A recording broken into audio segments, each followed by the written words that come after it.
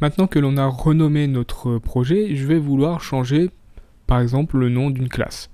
Alors en Blueprint, tout va être fait de manière automatique. Si je change le nom d'une classe ici, de mon Blueprint, si je change le nom de ma fonction, tout va être fait de manière automatique. Le redirector en Blueprint fonctionne automatiquement. Donc pour vous faire un exemple, ici sur mon TrustPersonCharacter, j'ai une variable ActorRef qui est en fait une classe BP MyActor et qui va appeler la fonction qui est dans mon actor ici. Donc si je renomme cette fonction, par exemple en appelant voilà, fond comme ça, je compile, je sauvegarde et en fait ici il va le mettre à jour. Donc je pourrais faire la même chose avec la classe ici. Je pourrais par exemple le renommer, je vais mettre my blueprint actor. Donc là en fait il va créer la redirection automatiquement et ici dans mon blueprint ça va être mis à jour. Si je clique là-dessus, j'ai bien en fait la classe qui est stockée dans ma variable qui est mis à jour. Donc une fois que vous avez fait ça, ce que vous pouvez faire, c'est aller sur le dossier content ou un sous-dossier, peu importe. Vous allez pouvoir faire un clic droit, faire un fix-up redirector, et du coup il va supprimer de manière sécurisée toutes les redirections dont il n'a pas besoin. Donc ça va permettre de nettoyer un peu tout ça dans le projet. Le souci c'est que ce processus en C++ n'est pas automatique, on va devoir créer les redirections nous-mêmes afin que les blueprints puissent comprendre quels ont été les changements qui ont été effectués en C++. Dans l'éditeur, j'ai deux classes ici qui sont basées sur ma classe C++ MyActor. Alors ces deux classes elles font exactement la même chose, elles affichent un petit print d'une valeur dans la structure. Je vais vous expliquer pourquoi j'en ai deux différentes, elles ont un nom différent. Donc en C++, je vais vouloir renommer ma classe de base. Donc ici, hop, je vais faire un refactor, rename, et du coup je vais donner par exemple base actor. Donc je vais lui demander aussi qu'il renomme le fichier .h.cpp, c'est mieux pour la cohérence. Et ici il va me demander s'il ajoute la redirection de manière automatique. Alors ça c'est Rider qui vous permet de faire ça automatiquement. Donc là pour le tutoriel je l'ai désactivé. Hop, pour vous montrer un peu ce qui se passe dans l'éditeur. Donc le temps qu'il finisse ça, hop, je vais fermer le moteur. Et je vais pouvoir recompiler.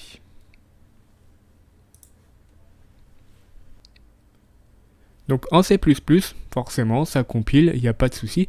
Par contre, en Blueprint, je vais avoir des warnings et des erreurs. Notamment ici, quand je vais vouloir passer en fait la souris pour savoir quelle est la parent class. Alors des fois, il l'affiche, des fois, il l'affiche pas. Mais ici, on a Blueprint Class, on n'a plus le petit icône de Blueprint.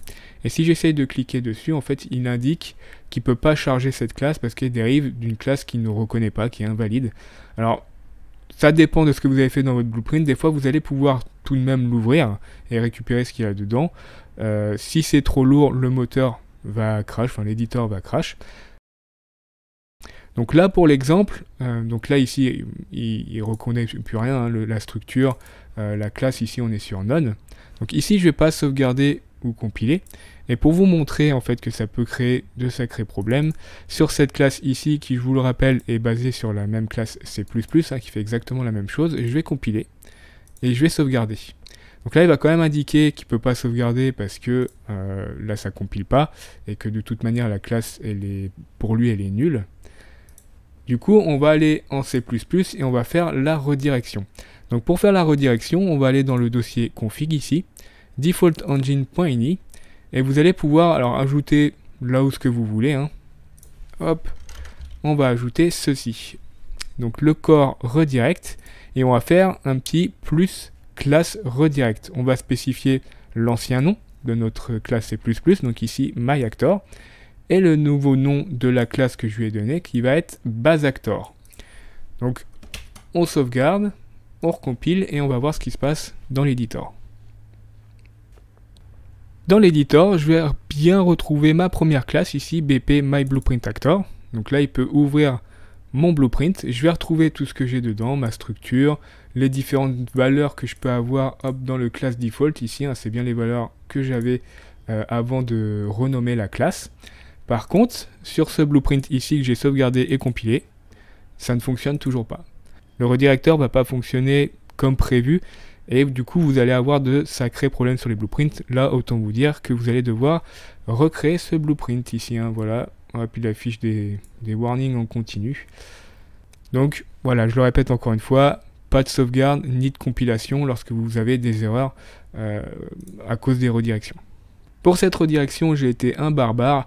J'ai pas spécifié de limite pour le redirector. Donc ici, il va aller chercher toutes les classes qui s'appellent MyActor.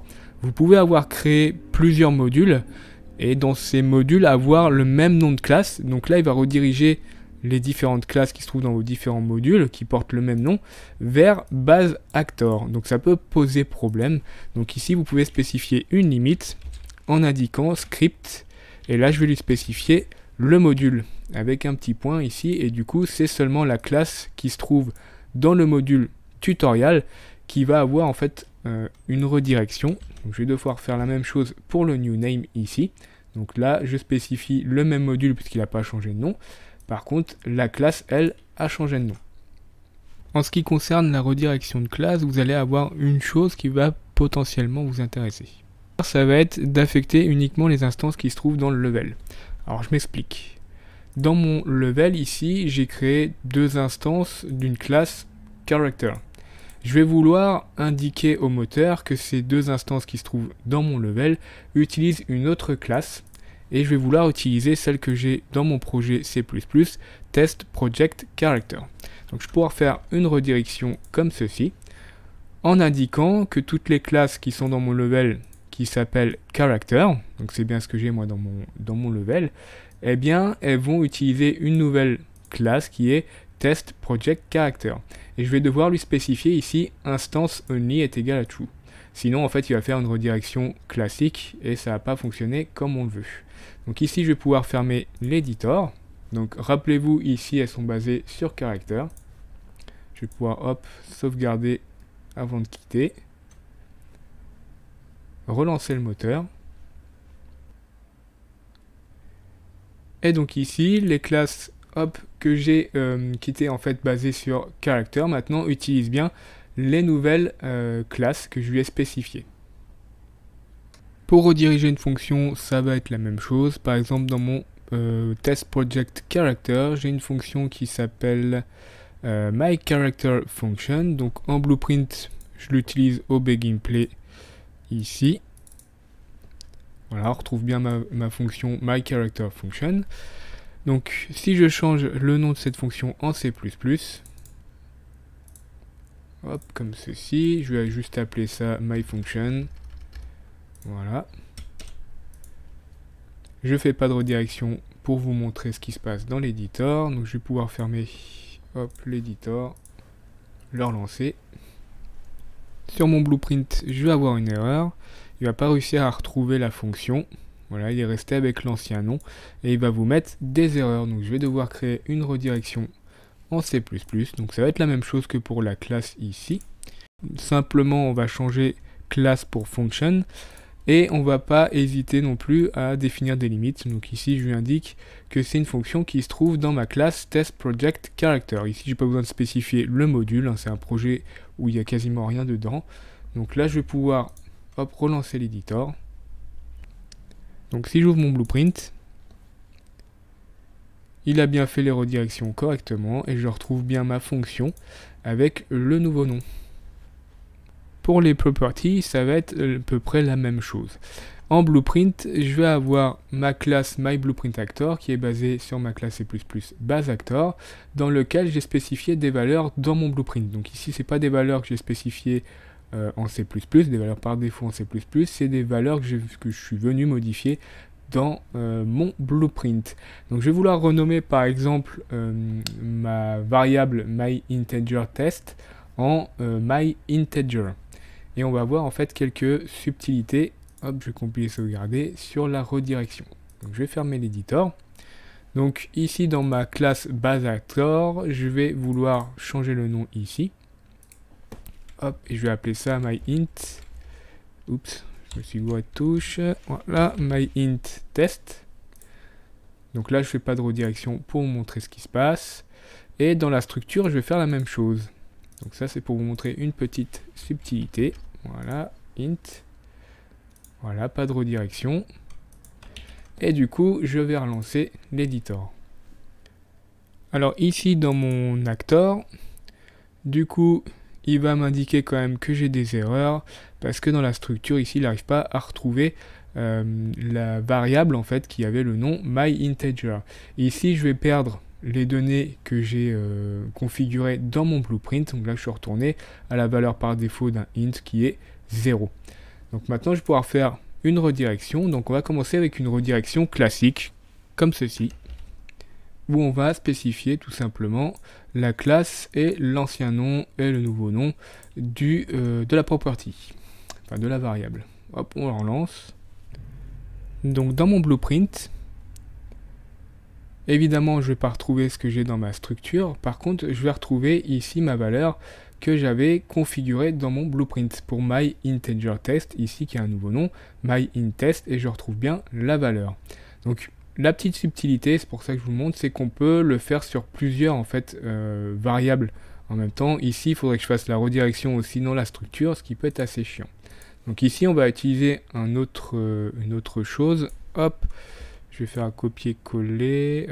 J'ai peut-être pas besoin. Hop, je vais faire ceci.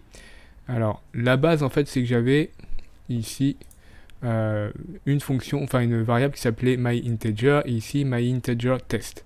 Ce que vous pouvez faire, c'est hop, ici utiliser juste myInteger,